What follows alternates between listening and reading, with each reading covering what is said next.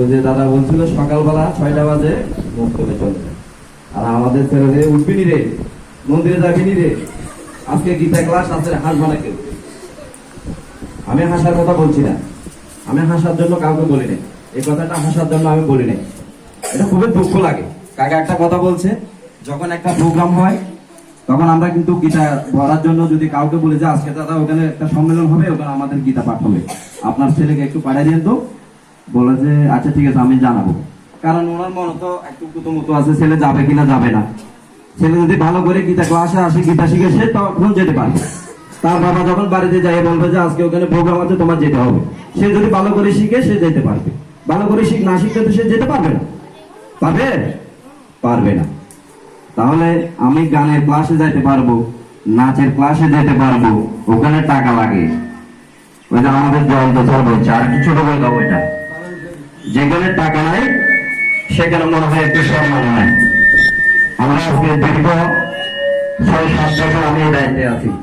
আগের কমিটি থেকে এই কমিটি পর্যন্ত আমি রানিং 8 বছর এই দায়িত্বে আছি। এই গীতা মন্দিরে, গীতা শুরু থেকে, গীতা মন্দিরের গীতা ক্লাস শুরু থেকে আমি দায়িত্বে আছি। কে কতটুকু এখান থেকে পাইছে আমি জানি, ভালো করে জানি। আর কেউ জানো কিংবা না জানো, আমি ভালো করে জানি। প্রথমে জয়ন্ত দাস বলে গেছে তোর পিতা, আমার খুব গর্ব হয় এটা। আমি আমার বোন বাগনি বলি, আমি বলি না। আমি যখন আমার বিয়ের এখানে যাই, খাগড়াছড়িতে যাই, বলে যে কোন মাস্টার থেকে আপনার বাগনি গীতা শিখছে। ওনারাও কিন্তু খুবই স্মার্ট, ওনারাও কিন্তু মাস্টার। একটা বর্ণ যদি ভুল হতো কিন্তু আমাকে কখনো এটা বলতো না আপনার বাগনি কোন জায়গায় যায় গীতা শিখছে, এটা আমাকে কখনো বলতো না। ভালো বিদায় বলছে, আর ভালো বিদায় ওনার সুনাম হচ্ছে। তো আমার মনে হচ্ছে আপনারা টাকা দিচ্ছেন না, সেজন্য এদিকে গুরুত্ব দিচ্ছেন না। টাকা দিতে চাইলে টাকা দেন, গুরুত্বটা একটু বেশি করে দেন, বিশেষ করে বাবা মারা দেন। আপনি যদি আপনার মেয়েকে টমটম করে 100 টাকা দিয়ে যদি কি বলে যে গান শিখে এখানে পাঠাতে পারেন, আবার টমটমটা রিজার্ভ করে দিতে পারেন, তো এখানে আসার জন্য এখানে টাকা লাগে না। এই জন্য মনে হয় এটা বলেন না যে চাপে আছে, যাইতেই হবে, এরকম মনে বলেন না।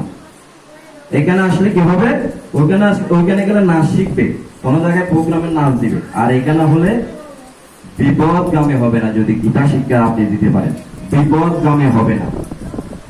বড় হলে ওনাকে পাহারা দিয়ে স্কুলে নিতে হবে না, পাহারা দিয়ে কোথায় যেতে হবে না, সঙ্গী লাগবে না। তার ভিতর যখন গীতার জ্ঞান ঢুকবে, তখন সে আর বিপদগামী হবে না।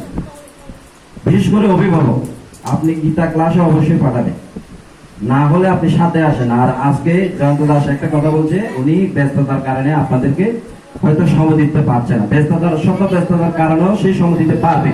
যদি আপনারা আপনার মেয়েটাকে সে পাঠাচ্ছেন গীতা স্কুলে, সে আসছে কিনা আপনি খবর নেন, আপনি এখানে আসেন তার সাথে। আপনি যদি তার সাথে গানের ক্লাসে যেতে পারেন, এখানে আসতে পারেন না কেন বলেন? আপনি যদি তার সাথে অন্য মোটিভ অন্য কোনো জায়গায় যেতে পারেন, গানের ক্লাসে নিয়ে যেতে পারেন, ওখানে নিয়ে যেতে পারেন, নাচের ক্লাসে নিয়ে এখানে আসেন।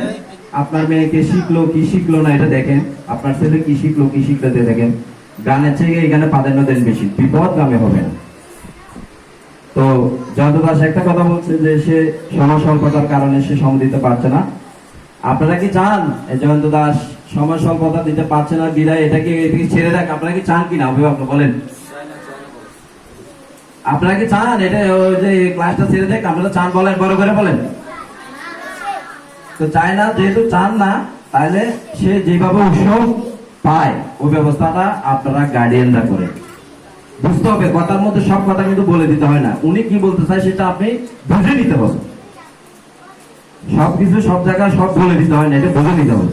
তো সে যেহেতু আপনাদেরকে অলরেডি আকার ইঙ্গিতে বলে ফেলছে, এটা আপনারা এখন করে নেবেন, এটা দায়িত্ব আপনাদের। আমরা মন্দির কমিটি আছি, আমরা থাকবো, আমরা যথাসব চেষ্টা করবো ওকে ওইখানে রাখার জন্য। পাশাপাশি আপনারা গার্ডিয়ানরা, বিশেষ করে আপনারা গার্ডিয়ানরা ওকে বেশি বেশি করে একটু বিষয়টাকে একটু নজর দেবেন, নাহলে রাখতে পারবেন না। টাকা দিয়েও এরকম ধরে ধরে শিখানোর মাস্টার পাবেন না, চ্যালেঞ্জ করবো আমি এখানে। টাকা দিয়ে আপনি যেহেতু যদি চান যে জয়ন্ত দাসকে ঘরের মধ্যে 2000 টাকা দিয়ে নিয়ে যাবো, পারবেন না, চ্যালেঞ্জ করবো আমি। টাকা দিয়ে আপনি শিখাতে পারবেন না। এখানে যেটা শিখবে 10 জনের সাথে আসে যেটা শিখবে ওটা ওখানে পাবেন না।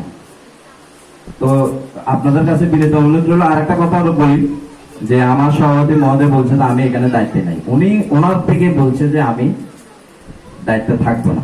এখন সমাজ কি ওনাকে ফেলে দিছে? উনি একটা দরখাস্ত দিতে, কেউ আমার মন্দির কমিটির সভাপতি উপদেষ্টা থেকে শুরু করে সবার সাথে আমি কথা বলছি, সমাজের অনেক বিদ্যমানদের সাথে কথা বলছি, কেউ ওনাকে ফেলে দিতে চায় না, কেউ ওনাকে উনি না থাকুক এটা বলে নেই। একটা কাজ করতে গেলে সমালোচনা হবে, যে কাজ করে সে সমালোচনা হয়, যে কাজ করে না সে তার কোনো সমালোচনাই হয় না। সে জীবনে কাজে করতে পারে নাই, তো সে তো সমালোচনা করবে, তার সমালোচনা করতে করবে, যে কাজ করবে তার সমালোচনা হবে। তো এবার আমি আমার বক্তব্য দীর্ঘায়িত করবো না। বিশেষ করে আমি প্রত্যেকবার আমার বক্তব্যের মধ্যে আমি একটা কথা বলি যে অভিভাবক, মা বাবা, আপনি চাইলে সবকিছু সম্ভব, আর আপনি যদি না চান কোনোটা সম্ভব না। আপনি বাধ্য করেন এখানে আসার জন্য, প্রয়োজন আপনি সাথে চলে আসবেন। তখন আপনি যখন আসবেন, আপনার পাশাপাশি আপনার ছেলে যখন আসবে, আমার স্যারও কি বিষয়টাকে গুরুত্ব সহকারে দেখবে। তো সবাইকে আমার যদি বক্তব্য